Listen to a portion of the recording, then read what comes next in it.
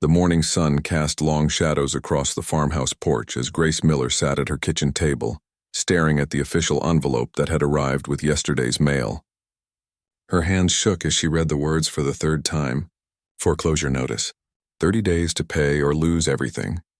Grace was only 28 years old, but she felt like she had aged 10 years in the past 6 months. Her husband, David, had died suddenly of a heart attack while working in the fields last spring. One moment he was fixing the fence posts, and the next moment her whole world had changed forever. The coffee in her cup had gone cold, but she didn't notice. Her 6-year-old daughter, Lucy, was still sleeping upstairs, and 4-year-old Ben was curled up on the living room couch with his favorite blanket. They had no idea that their home might be taken away from them soon. Grace had always thought they were doing well. The farm had been in her family for 3 generations. Her grandfather had built the white farmhouse with his own hands, and her father had expanded the property to 200 acres of good Kansas soil. When she married David 5 years ago, everything seemed perfect. They had plans to modernize the farm, maybe buy some new equipment and raise a big family together. But David had secrets. After his funeral, Grace discovered that he had borrowed heavily against the farm to invest in a business deal that went bad. The papers were hidden in his desk drawer, signed and sealed without her knowledge. In 1952, wives didn't need to know about such things according to the law. Men handled the money matters. Now Grace was left with debts she never knew existed and a bank that wanted their money back immediately. The farm that had fed her family for decades was suddenly worth less than what was owed on it. The knock on the front door made her jump. Through the lace curtains, she could see Mr. Peterson from the First National Bank standing on her porch in his dark suit and tie. His face was serious the way it always was when he delivered bad news. Grace smoothed down her simple house dress and opened the door. She had learned to put on a brave face these past months, even when her heart was breaking. "Good morning, Mrs. Miller," Mr. Peterson said, tipping his hat slightly. "I hope you received our letter." "I did," Grace replied, stepping aside to let him in. "Would you like some coffee?" "That would be nice, thank you." He sat down at her kitchen table, the same table where her family had shared thousands of meals together. The irony wasn't lost on Grace. As she poured the coffee, Mr. Peterson cleared his throat. "Mrs. Miller, I want you to know that the bank doesn't enjoy these situations. Your family has been good customers for many years." Grace sat down across from him, waiting for what came next. She had learned that when men started with apologies, the real blow was coming. "However," he continued, "the debt your late husband incurred is substantial, $43,000 to be exact. With the current value of the property and the poor crop yields this year, well..." He trailed off, letting the numbers speak for themselves. $43,000 might as well have been $1 million. Grace had maybe $300 in her personal account, and that had to last until she could figure out what to do next. "Is there any family who might help?" Mr. Peterson asked. "A brother, perhaps, or an uncle who could co-sign a new loan?" Grace shook her head. Her parents had died in a car accident when Lucy was just a baby. David's family lived back east, and had made it clear they weren't interested in helping the widow who had trapped their golden boy into farm life. "I'm afraid I don't understand all these financial matters," Grace said carefully, "but I'm willing to work. I can take in laundry or maybe find work in town." Mr. Peterson's expression softened slightly, but his next words hit her like a physical blow. "Mrs. Miller, I admire your spirit, truly I do. But even if you worked every day for the next 5 years, you couldn't earn enough to pay off this debt. And frankly, the bank's board of directors doesn't consider a woman capable of managing a property this size alone." There it was, the real reason they wanted her gone. It wasn't just about the money. It was about what people expected from women in 1952. Wives were supposed to follow their husband's lead, and widows were supposed to quietly disappear or remarry quickly. "What if I could find someone to help me?" Grace asked desperately. "Someone who understands farming?" "Well," Mr. Peterson said slowly, "if you were to remarry a man with good credit and farming experience, someone who could co-sign the loan restructuring, that might change things. The bank would consider a 5-year payment plan with reasonable interest." Grace's heart sank. Remarry. As if love was something you could order from a catalog when you needed it. As if she could just forget David and find another husband, like picking out a new dress. "How long do I have to think about this?" she asked. "The foreclosure proceedings begin in 30 days. Mr. Peterson replied, standing up and straightening his suit jacket. "I'm sorry, Mrs. Miller, I truly am." After he left, Grace sat alone at her kitchen table and let the tears come. For 6 months, she had been strong for her children, handling funeral arrangements, learning about debts and legal papers, and trying to keep the farm running. But now she felt completely defeated. Lucy appeared in the doorway, still in her nightgown, rubbing sleep from her eyes. "Mama, why are you crying?" Grace quickly wiped her face and forced a smile. "Just thinking about Daddy, sweetheart. Come here." Lucy climbed onto her mother's lap and Grace held her tight. How could she explain to a 6-year-old that they might lose their home? How could she tell her children that everything they knew was about to change? "Are we going to be okay, Mama?" Lucy asked in her small voice. "Of course we are," Grace said, though she had no idea how. "We're Millers, and Millers are tough. We'll figure something out." But as the morning wore on and Grace tried to focus on her daily chores, her mind kept returning to Mr. Peterson's words. Remarry. Find a man willing to take on her debts and her children. It seemed impossible and somehow wrong, like she would be betraying David's memory. Yet what choice did she have? She could swallow her pride and look for a husband, or she could watch her children lose the only home they had ever known. The farm where Lucy had taken her first steps, where Ben had learned to walk among the chickens, where 3 generations of her family had lived and loved and worked the land. That evening, after the children were asleep, Grace walked out to the front porch and looked across the fields that stretched to the horizon.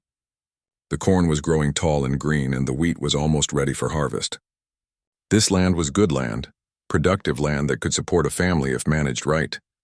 But she was just one woman, and in 1952, that wasn't enough for the bank's peace of mind.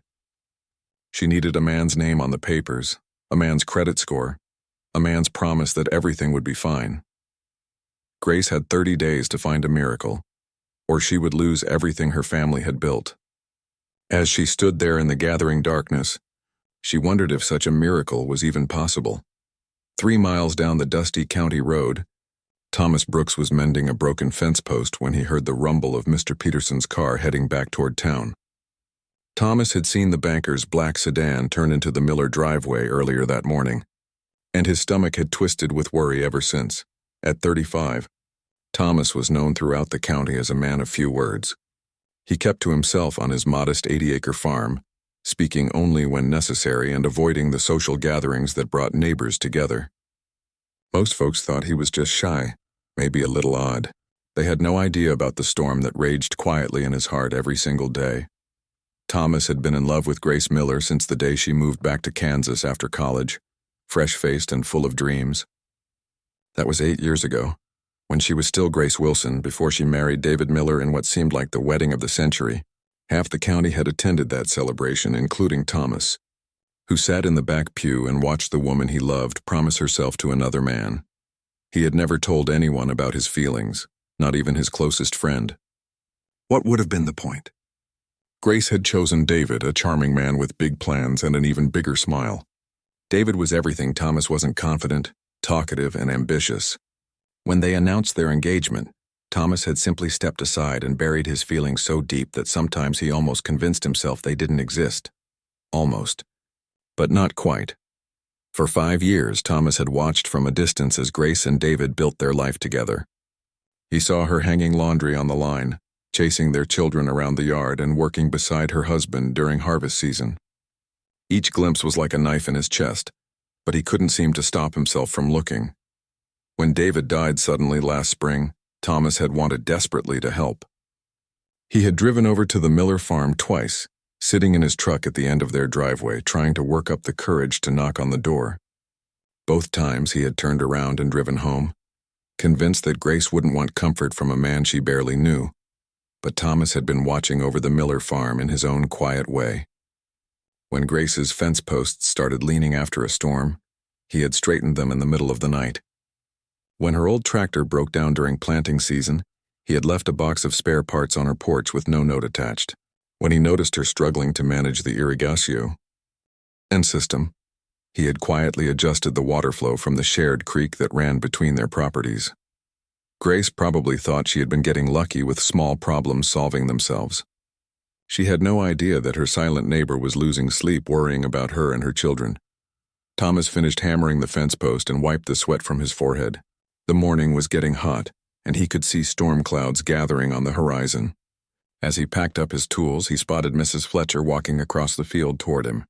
The elderly woman lived in the small house between the Miller and Brooks properties, and she had a reputation for knowing everyone's business. "Morning, Thomas," she called out as she approached. "Got a minute to talk?" Thomas nodded, though his heart started beating faster. Mrs. Fletcher only sought him out when something was seriously wrong. "It's about Grace," she said without any preamble. "That banker was at her place this morning, and I could see from my kitchen window that she was crying after he left. Real hard crying, the kind that shakes a person's whole body." Thomas felt his chest tighten. He had feared this day was coming. Everyone in the county knew that David had made some poor business decisions before he died, but no one knew exactly how bad things had gotten. "She's going to lose the farm," Mrs. Fletcher continued. "I went over there this afternoon with some fresh bread and she finally told me everything. $43,000 in debt, and the bank wants her out in 30 days. The number hit Thomas like a physical blow. $43,000 was more money than most people in the county would see in a lifetime. No wonder Mr. Peterson had looked so grim driving away from the Miller place. "There's more," Mrs. Fletcher said, studying Thomas's face carefully. "The bank told her they might consider restructuring the loan if she remarries. Someone with good credit and farming experience who could co-sign the papers." Thomas stared at the older woman, not trusting himself to speak. The idea that had been forming in the back of his mind for months suddenly seemed less like a fantasy and more like a possibility. "I've been watching you watch her for years," Mrs. Fletcher said gently. "Don't think I haven't noticed how you always find excuses to drive past her place, or how you light up like a Christmas tree whenever someone mentions her name at church." Thomas felt heat rise in his cheeks. He had thought he was being subtle about his feelings, but apparently he had been as obvious as a thunderstorm to anyone who cared to look. "She doesn't even know me," Thomas said quietly. "We've maybe spoken 10 words to each other in the past 5 years." "That's true," Mrs. Fletcher agreed. "But I know you, Thomas Brooks. I know you're a good man with a kind heart who's been alone too long. And I know Grace needs help from someone she can trust." Thomas kicked at a clod of dirt with his boot. His own farm was small but profitable. He had saved almost every penny from his crops and his military pension from his time in Korea. Unlike most veterans who came home and immediately started families, Thomas had put all his energy into his land and his savings account. He could easily cover Grace's debts and still have enough left over for a comfortable life. But money wasn't the issue. The real question was whether he had the courage to put his heart on the line after protecting it for so many years. "What exactly are you suggesting?" Thomas asked, though he already knew the answer. "I'm suggesting that you might be the answer to both your prayers," Mrs. Fletcher said. "Grace needs a husband to save her farm, and you need a reason to stop hiding from life." Thomas was quiet for a long moment, watching the storm clouds build on the horizon. In his mind, he could picture Grace's face the way it had looked on her wedding day, radiant with happiness and hope. He could also picture how she had looked at David's funeral, pale and lost and trying so hard to be strong for her children. "It would just be a business arrangement," Thomas said finally. "She doesn't love me. She probably doesn't even like me." "Maybe not at first," Mrs. Fletcher agreed. "But love can grow in the strangest places if you give it a chance. And those children of hers need a father figure. They need stability and security." Thomas thought about Lucy and Ben, the 2 little ones who would lose their home if nothing changed. He had seen them playing in the yard, heard Lucy's laughter carrying across the fields on summer evenings. The idea of them being forced to leave the only home they had ever known made his chest ache. "Even if I wanted to help," Thomas said, "why would she accept? She doesn't know anything about me except that I keep to myself and hardly talk to anyone." "Because she's desperate," Mrs. Fletcher said bluntly. "And because sometimes desperate people are willing to take chances they wouldn't normally consider. The question is, are you brave enough to take that chance?" That evening, Thomas sat on his front porch long after the sun had set, staring across the fields toward the Miller farmhouse. He could see lights in the windows and wondered what Grace was doing. Was she putting her children to bed? Was she sitting at her kitchen table, staring at bills and trying to figure out how to save her family's future? For 8 years, Thomas had loved Grace from a distance, content to watch and wonder and never risk rejection. But now she needed help, real help that he could provide. The scared part of his heart whispered that she would say no. that she would be horrified by his proposal, that he would make a fool of himself. But the braver part of his heart, the part that had carried him through the war and helped him build a successful farm from nothing, whispered something different. Sometimes the biggest risks led to the greatest rewards. Sometimes love required courage more than anything else. As Thomas finally stood up to go inside, he made a decision that would change everything. Tomorrow he would walk across those fields and knock on Grace Miller's door. He would offer her a solution to her problems, even if it meant risking his own heart in the process. After all, what was the point of a heart if you never used it when it mattered most? Grace was washing dishes at the kitchen sink when she saw Thomas Brooks walking across her back field. It was unusual enough to make her stop and stare. In all the years they had been neighbors, he had never once set foot on her property. She watched him approach the house, his work hat clutched in his hands and his steps deliberate but nervous. Her first thought was that something terrible had happened. Maybe there was a problem with the shared creek, or perhaps one of her cows had wandered onto his land. Grace dried her hands on her apron and walked to the back door, her heart beating a little faster with each step. Thomas stopped at the bottom of her porch steps and looked up at her with serious dark eyes. Up close, Grace realized she had never really looked at him before. He was tall and lean from farm work, with gentle features and calloused hands that spoke of years of hard labor. There was something steady about him, something that made her feel oddly calm despite her confusion. "Mrs. Miller," he said, his voice quiet but clear, "I hope I'm not bothering you. I was wondering if we could talk for a few minutes." "Of course," Grace replied, stepping aside to let him in. "Would you like some coffee?" "That would be nice, thank you." As Grace poured 2 cups of coffee, she snuck glances at Thomas. He sat at her kitchen table looking uncomfortable but determined, like a man who had made up his mind about something important. The silence stretched between them, but it wasn't unpleasant. There was something peaceful about Thomas's presence that Grace couldn't quite explain. "Mrs. Miller," Thomas began finally, "I want you to know that I have a great deal of respect for you and your family. Your husband was a good man, and I know these past months have been very difficult." Grace nodded, wondering where this conversation was heading. She had expected him to mention a problem with the property line or maybe ask about borrowing some equipment. This felt much more serious. "I also want you to know," Thomas continued, "that I'm aware of your current situation with the bank." Grace felt heat rush to her cheeks. The shame of her financial problems becoming public knowledge was almost unbearable. She had tried so hard to keep up appearances to make it seem like everything was fine. "Mrs. Fletcher told you," Grace said quietly. "It wasn't really a question." "She did," Thomas admitted. "She's worried about you and the children." "We all are." Grace stared into her coffee cup, unable to meet his eyes. "I don't know what to say. This is all so embarrassing. I never imagined I would be in this position." "There's nothing embarrassing about it," Thomas said firmly. "You've been dealt a difficult hand and you're doing your best to play it. That takes courage." Something in his tone made Grace look up. Thomas was watching her with an expression she couldn't quite read. There was kindness there, but also something deeper, something that made her pulse quicken. "Mrs. Miller," Thomas said, taking a deep breath, "I have a proposition for you. It might sound strange at first, but I hope you'll hear me out." Grace waited, her hands wrapped around her coffee cup for warmth and comfort. "I know the bank will restructure your loan if you remarry," Thomas continued, "and I know that finding someone willing to take on that kind of responsibility isn't easy. So I'm here to offer myself as a solution." Grace blinked, certain she had misheard. "I'm sorry, what did you say?"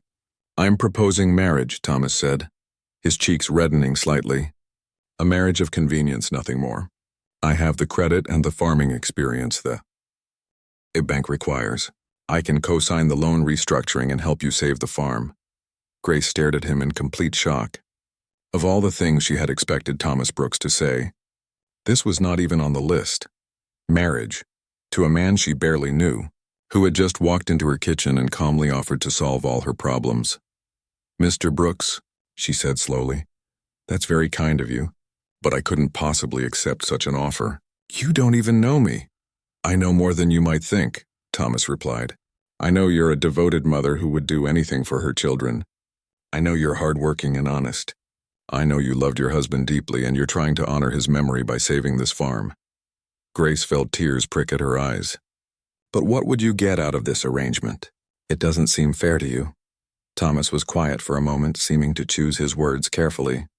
I've been alone for a long time, Mrs. Miller. Maybe too long. This farm of yours needs someone who understands the land, and your children need stability. I can provide both of those things. And in return, I get to help a family that deserves better than what life has given them lately. I get to make sure 2 innocent children don't lose their home. That seems like more than enough to me. Grace stood up abruptly and walked to the window, her mind spinning. The offer was both generous and terrifying. Marriage to a virtual stranger, even a marriage of convenience, felt like betraying David's memory. But what choice did she have? Let her children lose everything because she was too proud to accept help? What would the living arrangements be? She asked without turning around. I would move into your guest room, Thomas said. This would be a business partnership, nothing more. You would have complete control over the household and the children. I would simply help with the farm work and provide the legal standing the bank requires. Grace turned back to face him. And how long would this arrangement last? As long as you need it to, Thomas replied. Until you're financially stable enough to manage on your own, or until you find someone you actually want to marry. There would be no pressure from me either way. The kitchen fell silent except for the ticking of the clock on the wall. Grace looked at Thomas, really looked at him, trying to see past her desperation to the man who was offering to save her life. He seemed genuine, patient, and surprisingly thoughtful. There was no hint of anything inappropriate in his manner. No suggestion that he expected more than he was asking for. Why? Grace asked finally. Why would you do this for us? Thomas met her eyes steadily. Because it's the right thing to do, he said simply, and because I think we could help each other. Before Grace could respond, Lucy came running into the kitchen, her hair messy from playing outside. She stopped short when she saw Thomas, suddenly shy in the presence of a stranger. Hello there, Thomas said gently, his whole demeanor softening. You must be Lucy. Lucy nodded and moved closer to her mother, studying Thomas with curious eyes. Are you the man who lives in the house with the red barn? I am, Thomas confirmed. I have some chickens over there who lay the best eggs in the county. Really? Lucy's shyness began to fade. Better than our chickens? Well, Thomas said seriously, that would have to be a contest. Maybe someday you could come see for yourself. Grace watched the interaction with surprise. Thomas's whole face had changed when Lucy entered the room. The serious, nervous man was suddenly warm and approachable, speaking to her daughter with genuine interest and respect. Ben wandered in next, rubbing sleep from his eyes after his afternoon nap. He was more cautious than his sister, hanging back and eyeing Thomas suspiciously. This is Ben, Grace said, putting her hand on her son's shoulder. Ben, this is Mr. Brooks, our neighbor. I know you, Ben said suddenly. You're the man who fixed our fence. Grace frowned, looking between her son and Thomas. What fence? Thomas cleared his throat, looking embarrassed. After that big storm last month, some of your fence posts were leaning pretty badly. I happened to be walking by and noticed, so I straightened them up. Didn't want your cattle wandering off. That was you? Grace asked, surprised. She had wondered how those posts had gotten fixed, but assumed David's cousin had done it during one of his brief visits. Just being neighborly, Thomas said quietly. As the afternoon wore on, Grace found herself watching Thomas interact with her children. He answered Lucy's endless questions with patience, helped Ben reach a toy that had fallen behind the couch, and even stayed for dinner when Lucy insisted he try her mother's famous pot roast. Throughout the meal, Grace studied this man who had just offered to completely change his life for her family. He was quiet but not unfriendly, thoughtful in his responses, and surprisingly good with the children. When Ben spilled his milk, Thomas simply helped clean it up without making the boy feel bad about the accident. After the children went to bed, Grace and Thomas sat on the front porch in the gathering darkness. The evening was warm and fireflies danced among the cornstalks. I need time to think about this, Grace said finally. Of course, Thomas replied. It's a big decision. But Mrs. Miller, I want you to know that this offer comes with no strings attached. If you say yes, it will be because you think it's best for your family, not because you feel obligated to me in any way. Grace nodded, touched by his consideration. Can I ask you something, Mr. Brooks? Thomas, please. And yes, ask anything you want. Have you ever been married before? No, Thomas said quietly. I spent several years in Korea, and when I came back, I just focused on building up my farm. Never found the right person, I suppose. Grace suspected there was more to that story, but she didn't press. Everyone had their private sorrows. I'll give you my answer tomorrow, she said as Thomas stood to leave. That's fine, he replied, putting his hat back on. And Mrs. Miller, whatever you decide, I want you to know that I think you're handling an impossible situation with remarkable grace. Your children are lucky to have you as their mother. As Grace watched Thomas walk back across the fields toward his own farm, she felt something she hadn't experienced in months. Hope. Maybe, just maybe, there was a way out of this nightmare that didn't involve losing everything her family had worked for. The question was whether she was brave enough to take it. Grace stood at her bedroom window the next morning, watching Thomas work in his field across the way.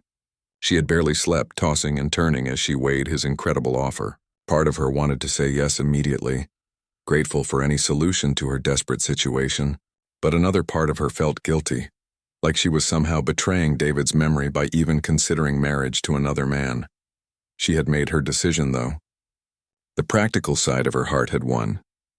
At 10 o'clock sharp, Grace walked across the field to Thomas's farm. She found him in his barn repairing a piece of equipment. When he saw her coming, he set down his tools and waited patiently for her to speak. I accept your proposal, Grace said simply. If you're still willing, I think it would be best for everyone. Thomas nodded slowly, a small smile crossing his face. I'm glad. We'll go to town this afternoon and speak with Mr. Peterson about the loan. Then we can visit the courthouse and arrange for the marriage license. That fast? Grace asked, suddenly feeling breathless. The bank gave you 30 days, Thomas reminded her gently. We don't want to cut it too close. 2 weeks later, Grace found herself standing in the county courthouse wearing her best blue dress and holding a small bouquet of wildflowers that Thomas had picked that morning. The ceremony was brief and businesslike, with only Mrs. Fletcher and the court clerk as witnesses. When the judge pronounced them husband and wife, Thomas shook Grace's hand politely. And that was that. Grace Miller had become Grace Brooks, and her children now had a stepfather they barely knew. The first few weeks of their arrangement were awkward and strange. Thomas moved his few belongings into the small guest room and tried to stay out of Grace's way as much as possible. He left for the fields before dawn and didn't return until dinner time. They spoke when necessary about farm business, but otherwise maintained a careful distance. Grace found herself studying Thomas when he wasn't looking. He was different from David in every way. Where David had been loud and outgoing, Thomas was quiet and thoughtful. Where David had made grand plans and big promises, Thomas simply worked steadily and got things done. He fixed broken equipment without complaining, organized the barn with military precision, and somehow made the daily chores seem easier just by doing them efficiently. The children were adjusting better than Grace had expected. Lucy had taken an immediate liking to Thomas, following him around the farm and chattering about everything she saw. Thomas listened to her stories with genuine interest and answered her questions with the patience of a natural teacher. Ben was more cautious, but even he was warming up to their new living situation. Thomas never pushed for affection or tried to replace the boy's father. Instead, he simply showed up every day, reliable and steady, letting Ben come to him at his own pace. 3 weeks into their marriage, a terrible storm hit the county. Grace woke up in the middle of the night to the sound of thunder and howling wind. Through her bedroom window, she could see tree branches whipping back and forth in the rain. When she heard a loud crash from outside, she knew something bad had happened. She found Tho. Maz already dressed and heading for the door, a flashlight in his hand. Part of the barn roof just came off, he said grimly. I need to get out there and secure what I can before we lose the whole structure. It's too dangerous, Grace protested. Wait until morning. If I wait until morning, we might not have a barn left, Thomas replied. The hay is stored in there, and we need that feed to get through the winter. Grace watched through the kitchen window as Thomas fought his way through the storm, his flashlight beam dancing wildly in the wind and rain. She could see him trying to nail down loose boards and cover the damaged section with a tarp. Her heart pounded with worry as she watched him struggle against the elements. When a particularly strong gust of wind knocked Thomas to his knees, Grace couldn't stand it anymore. She grabbed David's old raincoat and ran outside to help. What are you doing? Thomas shouted over the wind when he saw her approaching. "Helping my husband save our barn," Grace shouted back, surprised by her own words. She hadn't planned to say our barn or call Thomas her husband in any meaningful way. But in that moment, both felt completely natural. Together, they managed to secure the worst of the damage and save most of the hay. By the time they stumbled back into the house, they were both soaked to the skin and covered in mud. Grace stood dripping in her kitchen, suddenly aware that this was the first time she and Thomas had worked together as true partners. "You should get out of those wet clothes," Thomas said, his voice hoarse from shouting over the storm. "I'll make some coffee to warm us up." "I'll do it," Grace protested automatically. "The kitchen is my responsibility." "Grace," Thomas said gently, using her first name for the first time since their wedding. "You just helped me save our barn in a thunderstorm. I think I can manage to make coffee." Grace looked at him standing there in her kitchen, water dripping from his hair, and genuine gratitude in his eyes. Something shifted inside her chest, something she hadn't expected to feel again. This man had just risked his safety to protect her family's livelihood, and she had run out into a dangerous storm to help him. They were no longer just two people sharing a house out of necessity. They were becoming something more. As they sat at the kitchen table drinking hot coffee and listening to the storm rage outside, Grace found herself really talking to Thomas for the first time.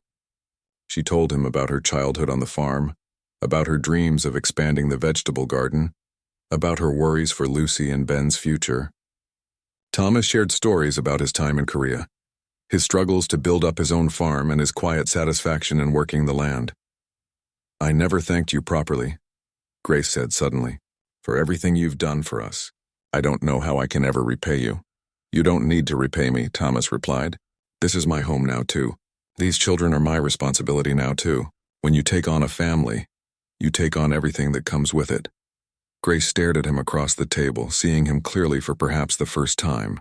Thomas wasn't just helping her out of kindness or duty. He genuinely cared about what happened to her and the children. He had made their problems his problems, their future his future. "Thomas," she said quietly, "can I ask you something personal?" He nodded, waiting. "Is this really just a business arrangement for you? Because it's starting to feel like something more to me." Thomas was quiet for a long moment, staring into his coffee cup. When he looked up, Grace saw something vulnerable in his eyes, something that made her breath catch. "I haven't been completely honest with you," he said slowly. "This was never just business for me. I've cared about you and your family for a long time, longer than you know." "What do you mean?" Thomas took a deep breath. "I've been watching over you since David died. Not in a creepy way," he added quickly, seeing Grace's expression. "But I've been checking your fences, making sure your irrigation was working properly, leaving spare parts when your equipment broke down. I couldn't stand the thought of you struggling alone." Grace felt her heart skip a beat. "That was you? All those little problems that seemed to fix themselves?" "I couldn't approach you directly," Thomas explained. "You were grieving, and I was just the strange neighbor who never talked to anyone. But I couldn't do nothing either." Grace stared at him in amazement. All those months when she had thought she was managing on her own, Thomas had been quietly taking care of her family from a distance. All those small miracles that had helped her keep going had actually been the work of this gentle man, who was now sitting across from her, looking nervous about her reaction. "Why?" Grace asked softly. "Why did you care so much?" Thomas looked down at his hands. "Because I've been in love with you since before you married David," he said quietly. "I know that's probably not what you want to hear, and I'm not telling you to put pressure on you.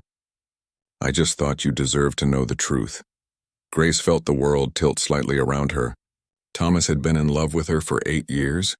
He had watched her marry another man and had still cared enough to help her when she needed it most. "Thomas," she whispered, not sure what to say. "I don't expect anything from you," Thomas said quickly.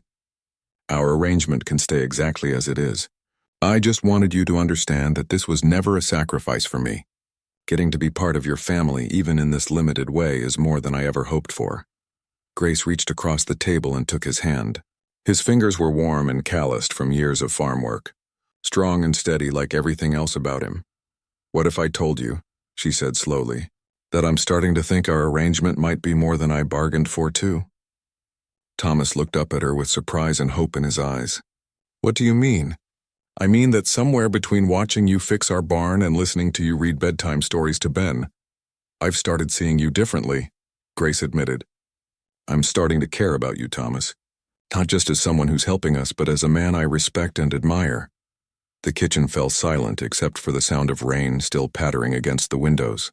Grace and Thomas sat there holding hands across the table, both of them realizing that their practical arrangement was turning into something neither of them had expected. But before either of them could say anything else, they heard a car door slam outside. Through the window, Grace could see headlights cutting through the storm. Who would be out in this weather? Thomas wondered aloud. Grace felt a chill that had nothing to do with her wet clothes. She had a terrible feeling that their quiet moment of discovery was about to be interrupted by something that would change everything once. Again, Grace's heart sank when she saw Mr. Peterson stepping out of his car into the storm. The banker was drenched within seconds, but he didn't seem to care as he hurried toward the house. His face was grim, and Grace knew immediately that something was very wrong. Thomas opened the door before Mr. Peterson could knock. "Come in out of this weather," he said, though his voice was tense. "I'm sorry to bother you folks so late," Mr. Peterson said, shaking water from his coat. "But I received some disturbing information this afternoon, and I felt it was important enough to drive out here despite the storm." Grace felt her stomach drop. She and Thomas exchanged worried glances as they led Mr. Peterson to the kitchen. "What kind of information?" Thomas asked, pouring the banker a cup of coffee. Mr. Peterson sat down heavily at the table. "There are rumors circulating in town about your marriage," he said bluntly. "People are saying it's not legitimate, that it's just a business arrangement to fool the bank." Grace felt the blood drain from her face. "Who's saying that?" "Does it matter?" Mr. Peterson replied. "The bank's board of directors is concerned about fraud. They're questioning whether we should honor the loan restructuring agreement." Thomas leaned forward, his jaw tight. "Our marriage is completely legal. We have the certificate to prove it." "Legal, yes," Mr. Peterson agreed. "But is it real? The board needs to know that this isn't just a scheme to avoid foreclosure." Grace wanted to defend their relationship, but how could she explain that what had started as a business arrangement was turning into something genuine? How could she make Mr. Peterson understand that her feelings for Thomas were real, even if they were new? "Mr. Peterson," Thomas said carefully, "what exactly does the bank need to see to be satisfied?" "Evidence that this is a genuine marriage," the banker replied. "The board is talking about conducting an investigation. They might interview neighbors, examine your living arrangements, even question the children." Grace felt panic rising in her chest. The thought of strangers questioning Lucy and Ben about their family life was unbearable. "We'll prove it's real," Grace said firmly, surprising herself with her determination. "Whatever the bank needs to see, we'll show them." After Mr. Peterson left, Grace and Thomas sat in their kitchen feeling like the walls were closing in around them. They had been so focused on their growing feelings for each other that they hadn't considered how their arrangement might look to outsiders. "Maybe we should tell them the truth," Grace said quietly. "Explain how this started and how it's changed." Thomas shook his head. "They won't care about the truth. They'll only see what they want to see, and right now they see fraud. So what do we do?" Thomas was quiet for a long moment. "We show them a real marriage," he said finally. "We stop pretending this is just business and start acting like what we're becoming." Over the next 2 weeks, Grace and Thomas made changes to their daily routine. Thomas moved his belongings from the guest room to the master bedroom, though he slept on the floor the first few nights until Grace quietly invited him to share the bed. They began eating all their meals together as a family, and Thomas started helping Lucy with her homework, while Grace tucked Ben into bed. To anyone watching from the outside, they looked like a normal married couple. But Grace knew the truth was more complicated. Their feelings were real and growing stronger every day, but they were still learning how to be together. There were awkward moments and careful conversations, like two people dancing around something precious that might break if they moved too fast. The bank's investigation began the following Monday. A stern woman named Mrs. Clark arrived to interview the family and examine their home. She asked pointed questions about their daily routines, their sleeping arrangements, and their future plans. Grace answered honestly, emphasizing how Thomas had become an integral part of their family life. When Mrs. Clark interviewed the children separately, Grace held her breath. But Lucy and Ben spoke about Thomas with genuine affection, describing how he helped with chores, read them stories, and fix their broken toys. To them, Thomas wasn't a stranger anymore. He was simply part of their family. The real test came when Mrs. Clark asked to speak with neighbors and other community members. Grace worried that people would see through their arrangement, but she was surprised by what happened instead. Mrs. Fletcher spoke passionately about Thomas's devotion to Grace and the children. She described how he had been quietly helping the family long before their marriage, and how anyone with eyes could see the genuine care between them. Other neighbors shared similar observations. They talked about seeing Thomas and Grace working together in the fields, watching them sit together on the porch in the evenings, and noticing how happy the children seemed. Even people who barely knew them could see that something real was growing between the couple. The investigation took 3 long weeks. During that time, Grace and Thomas continued to grow closer. They talked late into the night about their hopes for the farm, their concerns for the children, and their slowly deepening feelings for each other.